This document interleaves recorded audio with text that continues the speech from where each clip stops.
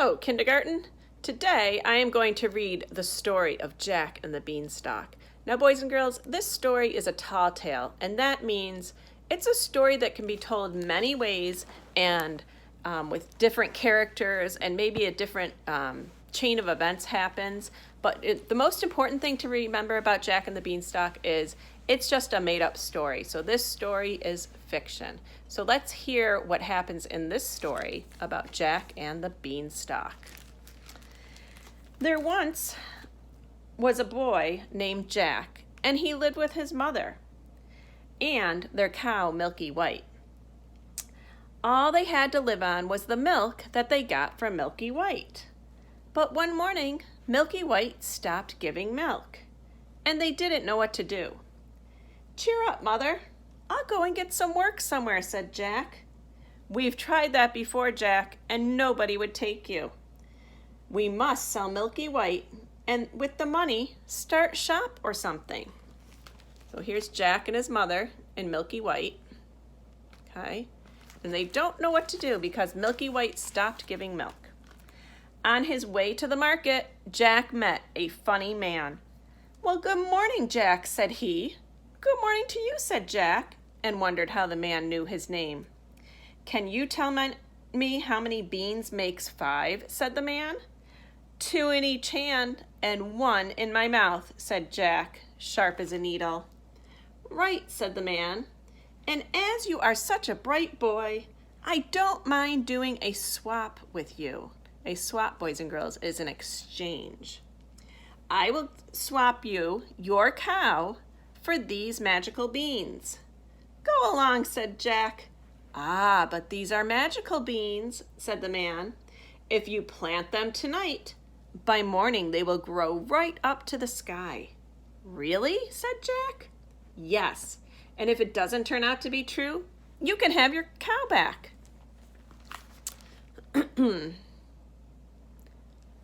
And here's the man, boys and girls, that Jack met. He almost looks like a wizard. I don't know, boys and girls, if I would have trusted him.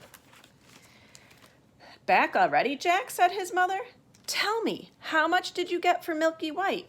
"You'll never guess, Mother." "Could it be 5 pounds, 10, 15? "No," she cried, "it can't be 20. "I knew you couldn't guess. What do you say to these magical beans? Plant them tonight and..." So here's Jack telling his mother. "What?" said Jack's mother. "You silly goose! You traded our cow Milky White for the magical beans? Off to bed with you! And as far as your precious beans, here they go!" And she threw them out the window.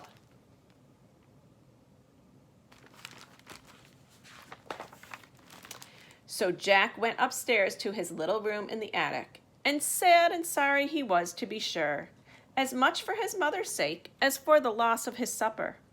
At last he dropped off to sleep. And look at the picture, boys and girls. You can see what's happening. Do you notice something that's growing? When Jack woke up, he saw that the beans had sprung up into a big beanstalk that went up and up and up till it reached the sky. So the old man spoke the truth after all. Jack gave a jump onto the beanstalk, and he climbed and he climbed and he climbed. And he climbed until at last he reached the sky. So here's Jack climbing up the beanstalk. Jack walked along and he walked along until he came to a great big tall house. And on the doorstep was a great big tall woman. "Good morning, Mum," said Jack. "Could you be so kind as to give me some breakfast?" "It's breakfast you want, is it?" said the great big tall woman. "It's breakfast you'll be if you don't move on. My man is an ogre, and there's nothing he likes better than broiled boys on toast." "Oh, please, Mum," cried Jack. "I've had nothing to eat since yesterday morning. Really and truly, Mum, I may as well be broiled or die of hunger." So here's Jack down here, and he's talking to the great big tall woman who is the ogre's wife. Well, the ogre's wife was not half so bad after all. She took Jack into the kitchen and gave him some bread and cheese, when all of a sudden, thump, thump, thump. "Goodness gracious me," said the ogre's wife. "Come along quick." And she bundled Jack into the oven just as the ogre came in. He was a big one, to be sure. "Ah, wife," he said, "what's that I smell?" "Fee, fi, fo, fum, I smell the blood of an Englishman. Be he alive or be he dead, I'll grind his bones to make my bread." So here, boys and girls, is Jack and the ogre's wife, and there is the ogre. "Nonsense, dear," said his wife. "You're dreaming, or perhaps you smell the scraps of that boy you liked so much for yesterday's dinner. Here you go, and have a wash and tidy up, and by the time you come back, your breakfast will be ready." Well, the ogre had his breakfast, and after that he went to a big chest and took out a couple of bags of gold. And down he sat and counted. At last his head began to nod, and he began to snore, and the whole house shook again with his snoring. Then Jack crept out of the oven, grabbed a bag of gold, and was off before you could say Jack Robinson.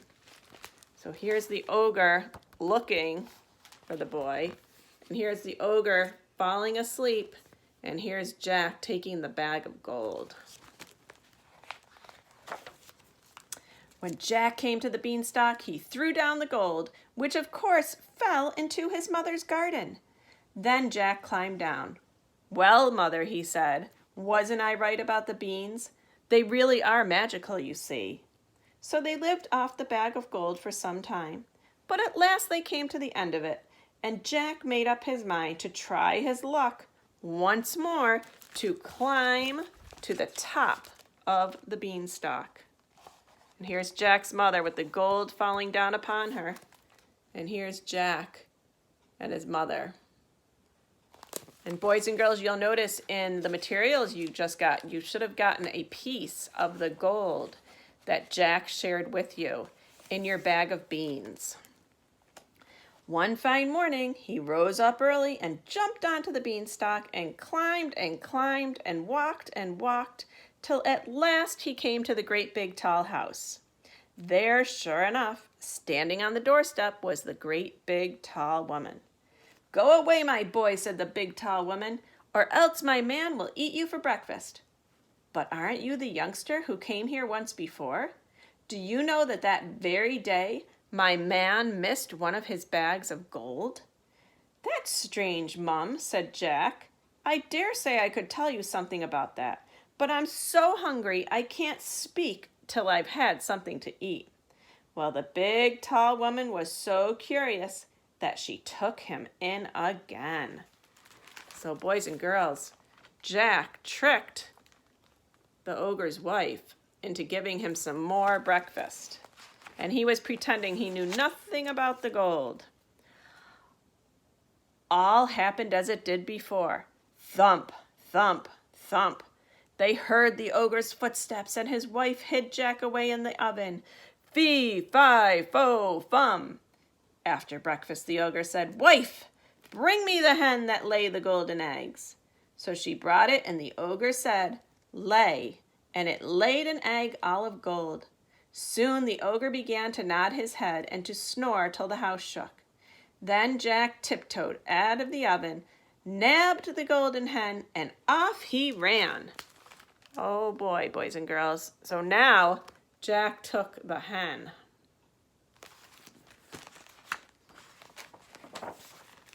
But this time the hen gave a cackle that woke the ogre, and just as Jack got out of the house, he heard him roaring, "Wife, wife, what have you done with my golden hen?"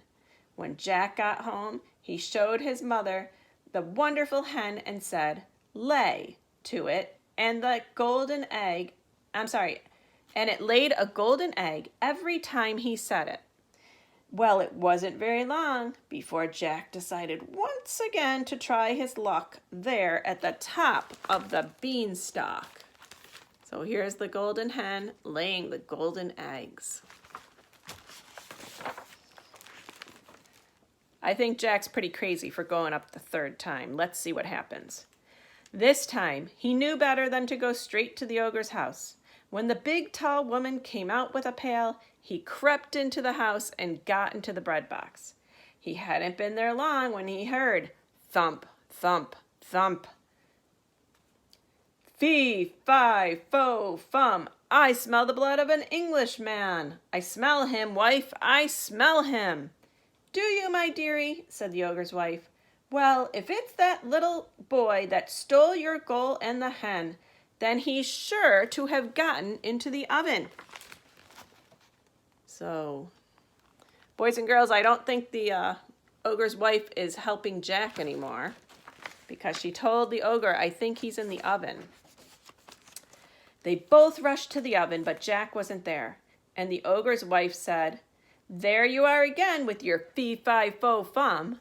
Why, of course, it's the boy you caught last night, and I've just given you for breakfast, she said. How forgetful I am, and how careless you are not to know the difference between live and dead after all these years. Well, I could have sworn, muttered the ogre, and he searched into the refrigerator and the cupboards and everything, only luckily he didn't think of the bread box. Okay, so here he is, looking inside everything, looking for the boy. After his breakfast was over, the ogre called out, wife, bring me my golden harp. So she brought it, and he said, sing. And the golden harp sang most beautifully. And look, boys and girls, I think that the golden harp actually made the ogre happy. And it went on singing till the ogre fell asleep and began to snore like thunder. Then Jack lifted the lid very quietly and crept like a mouse on hands and knees till he came to the table, and up he crawled and caught hold of the golden harp.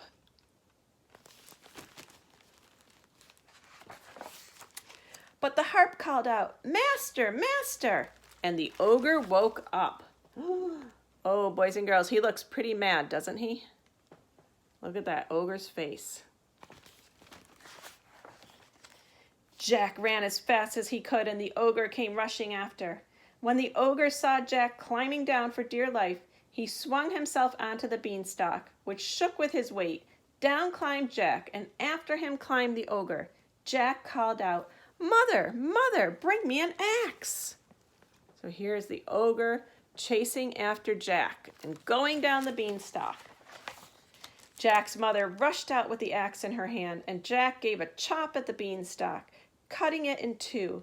The ogre fell down and broke his crown, and the beanstalk came tumbling after.